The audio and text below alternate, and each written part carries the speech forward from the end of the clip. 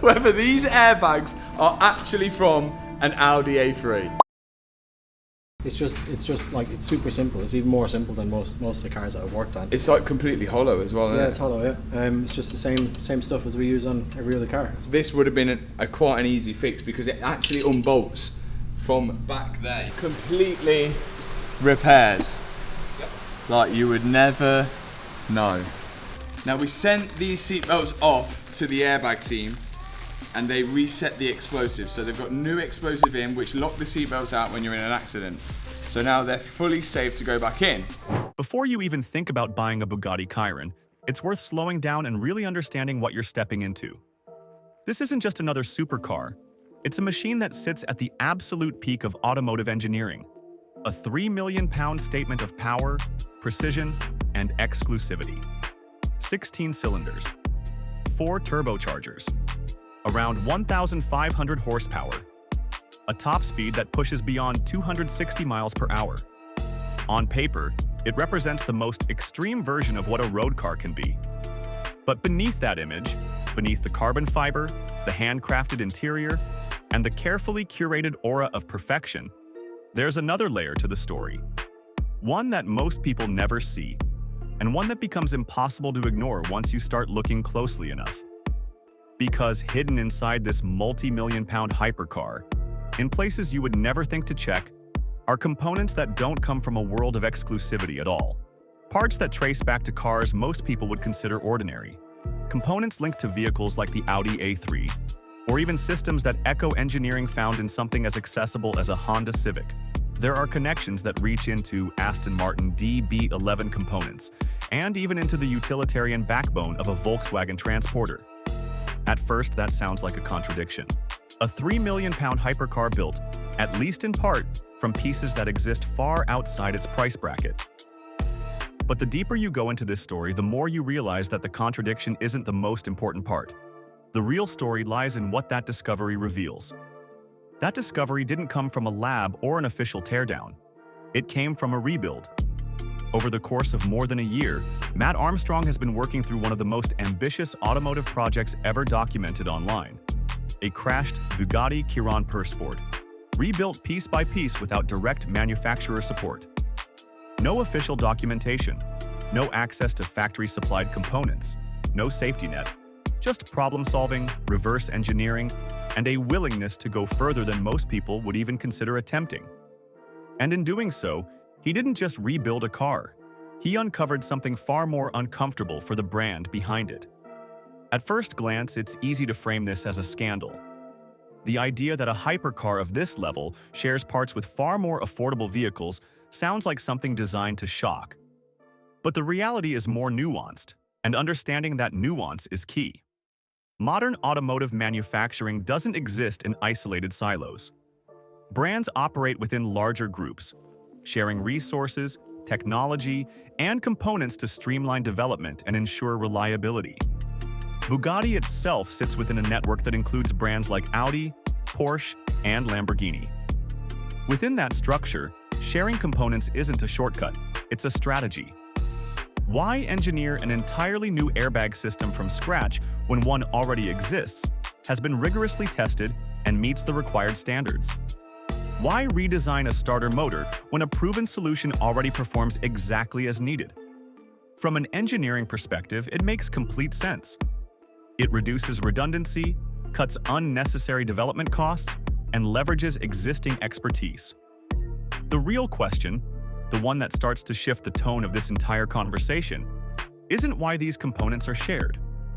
It's why once they're integrated into a Bugatti, their value seems to change so dramatically.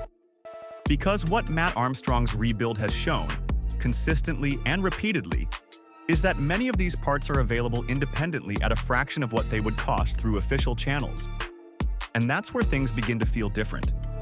Take one of the most striking examples, the passenger side dashboard airbag. In a Bugatti Chiron, this is a critical safety component, integrated seamlessly into a handcrafted interior, designed to deploy under precisely calculated conditions. It's part of a system that has to work flawlessly in a fraction of a second. When Matt examined the part number behind that unit, stripping away the Bugatti-specific prefix, what he found led somewhere unexpected. The same number pointed directly to an airbag used in an Audi A3. Not a similar component, not a loosely related design. The same part. Identical in structure, identical in function.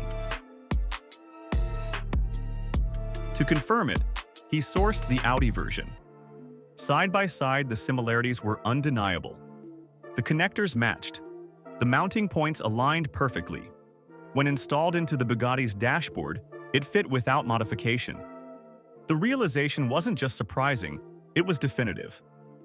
A safety-critical component in one of the most expensive cars in the world shared its origins with a vehicle priced at a fraction of the cost. And it didn't stop there. The knee airbags told the same story. Again, part numbers traced back to the Audi ecosystem. Again, compatibility was exact.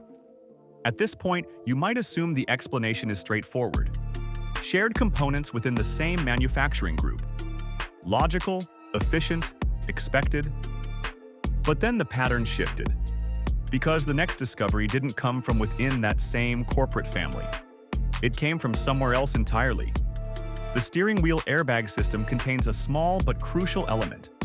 A pyrotechnic initiator responsible for triggering deployment. It's a component that operates under extreme precision, designed to activate in the critical moment between impact and occupant movement. When Matt traced the part number on that unit, it didn't lead back to Audi or any related brand. It pointed instead to a component used in an Aston Martin DB11, a completely different manufacturer with no shared ownership structure. Yet the part matched. It fit. It functioned. That moment shifted the narrative in a subtle but significant way. Because now the question wasn't just about internal component sharing. It was about how widespread that sharing might be, and what it says about the nature of exclusivity in a car like the Chiron. If components can cross between brands with no direct connection, what does that imply about the boundaries that define these vehicles? And more importantly, what does it imply about the pricing structures attached to them? Then came the discovery that caught the attention of nearly everyone following the project. Not a safety component this time, but something fundamental to the car's operation: the cooling system. The Bugatti Chiron relies on an incredibly complex thermal management setup, involving multiple radiators to handle the immense heat generated by its W16 engine. When the original units were damaged in the crash, replacements weren't readily available. Without access to official parts, the rebuild required an alternative solution. What emerged from that challenge was unexpected. By focusing on specifications, dimensions, flow rates, material properties, the team identified radiator cores that matched the required performance characteristics. Those cores? They traced back to the Honda Civic. Not in the sense of a direct swap, but in the sense of shared engineering parameters. With custom fabrication, mounting points, fittings, integration, the cores were adapted into a system capable of supporting the Chiron's demands. And when tested, they worked. This wasn't about cutting corners. It was about understanding the underlying requirements and finding components that met them, regardless of origin. It was about engineering in its purest form, solving problems based on function, not branding. And in doing so, it highlighted something that many people overlook: the difference between a component's capability and its perceived value. The same theme appeared again in one of the most surprising areas: the starter motor. When the team examined the unit responsible for turning over the Chiron's massive engine, the part number led somewhere entirely unexpected. It matched a starter motor used in a Volkswagen Transporter, part of a widely available diesel platform. A component that could be sourced easily, at a cost dramatically lower than what one might expect for a hypercar part. Yet in the context of the Bugatti, it performed the same role under far more demanding conditions. Even smaller details reinforced the pattern. A snapped titanium bolt, critical to the structure of the car, was replaced with a carefully matched alternative sourced independently. Correct specifications, correct material, correct performance, a fraction of the cost. Each example on its own might seem like a curiosity, but together, they form a consistent narrative. And that narrative leads to a conclusion that's difficult to ignore. Bugatti, like every manufacturer, doesn't build every component from the ground up. It integrates, it assembles, it refines. The true value of the car lies in how those components come together, in the precision of the engineering, the calibration of the systems, the balance that allows extreme performance to exist in a controllable form. That is where the complexity lives. That is what justifies the car's existence at the highest level. But the individual parts themselves? Many of them are not exclusive. They are not unique to Bugatti. They are part of a broader ecosystem of automotive engineering. And when those parts are sold through official channels, their pricing is influenced not just by cost, but by context, by branding, by access, by the absence of alternatives. What Matt Armstrong's rebuild has done is introduce those alternatives into the conversation. Not in theory, but in practice. Documented, tested, proven. It has shown that with enough knowledge and persistence, it is possible to navigate around the barriers that traditionally define hypercar ownership. And in doing so, it has shifted the way people think about these machines. Because this is no longer just about one rebuild. It's about what that rebuild represents. It's about the relationship between manufacturer and owner. About control, access, and the definition of value. It's about understanding where the true worth of a car like the Bugatti Chiron actually lies, and where it doesn't. And once you see that clearly, it changes everything. To confirm it, he sourced the Audi version. Side by side, the similarities were undeniable. The connectors matched. The mounting points aligned perfectly. When installed into the Bugatti's dashboard, it fit without modification. The realization wasn't just surprising, it was definitive. A safety-critical component in one of the most expensive cars in the world shared its origins with a vehicle priced at a fraction of the cost. And it didn't stop there. The knee airbags told the same story. Again, part numbers traced back to the Audi ecosystem. Again, compatibility was exact. At this point, you might assume the explanation is straightforward. Shared components within the same manufacturing group. Logical, efficient, expected. But then the pattern shifted. Because the next discovery didn't come from within that same corporate family. It came from somewhere else entirely. The steering wheel airbag system contains a small but crucial element. A pyrotechnic initiator responsible for triggering deployment. It's a component that operates under extreme precision, designed to activate in the critical moment between impact and occupant movement. When Matt traced the part number on that unit, it didn't lead back to Audi or any related brand. It pointed instead to a component used in an Aston Martin DB11. A completely different manufacturer with no shared ownership structure. Yet the part matched. It fit. It functioned. That moment shifted the narrative in a subtle but significant way. Because now the question wasn't just about internal component sharing. It was about how widespread that sharing might be, and what it says about the nature of exclusivity in a car like the Chiron. If components can cross between brands with no direct connection, what does that imply about the boundaries that define these vehicles? And more importantly, what does it imply about the pricing structures attached to them? Then came the discovery that caught the attention of nearly everyone following the project. Not a safety component this time, but something fundamental to the car's operation: the cooling system. The Bugatti Chiron relies on an incredibly complex thermal management setup, involving multiple radiators to handle the immense heat generated by its W16 engine. When the original units were damaged in the crash, replacements weren't readily available. Without access to official parts, the rebuild required an alternative solution. What emerged from that challenge was unexpected. By focusing on specifications, dimensions, flow rates, material properties, the team identified radiator cores that matched the required performance characteristics. Those cores? They traced back to the Honda Civic. Not in the sense of a direct swap, but in the sense of shared engineering parameters. With custom fabrication, mounting points, fittings, integration, the cores were adapted into a system capable of supporting the Chiron's demands. And when tested, they worked. This wasn't about cutting corners. It was about understanding the underlying requirements and finding components that met them, regardless of origin. It was about engineering in its purest form, solving problems based on function, not branding.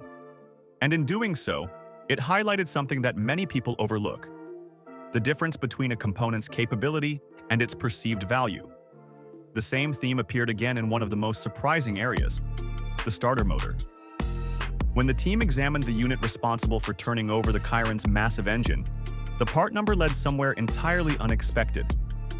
It matched a starter motor used in a Volkswagen Transporter, part of a widely available diesel platform. A component that could be sourced easily, at a cost dramatically lower than what one might expect for a hypercar part. Yet in the context of the Bugatti, it performed the same role under far more demanding conditions. Even smaller details reinforce the pattern. A snapped titanium bolt, critical to the structure of the car, was replaced with a carefully matched alternative sourced independently. Correct specifications, correct material, correct performance, a fraction of the cost. Each example on its own might seem like a curiosity, but together they form a consistent narrative. And that narrative leads to a conclusion that's difficult to ignore. Bugatti, like every manufacturer, doesn't build every component from the ground up. It integrates, it assembles, it refines. The true value of the car lies in how those components come together, in the precision of the engineering, the calibration of the systems, the balance that allows extreme performance to exist in a controllable form. That is where the complexity lives. That is what justifies the car's existence at the highest level. But the individual parts themselves? Many of them are not exclusive. They are not unique to Bugatti. They are part of a broader ecosystem of automotive engineering. And when those parts are sold through official channels, their pricing is influenced not just by cost, but by context, by branding, by access, by the absence of alternatives. What Matt Armstrong's rebuild has done is introduce those alternatives into the conversation. Not in theory, but in practice. Documented, tested, proven. It has shown that with enough knowledge and persistence, it is possible to navigate around the barriers that traditionally define hypercar ownership. And in doing so, it has shifted the way people think about these machines. Because this is no longer just about one rebuild. It's about what that rebuild represents. It's about the relationship between manufacturer and owner. About control, access, and the definition of value. It's about understanding where the true worth of a car like the Bugatti Chiron actually lies, and where it doesn't. And once you see that clearly, it changes everything.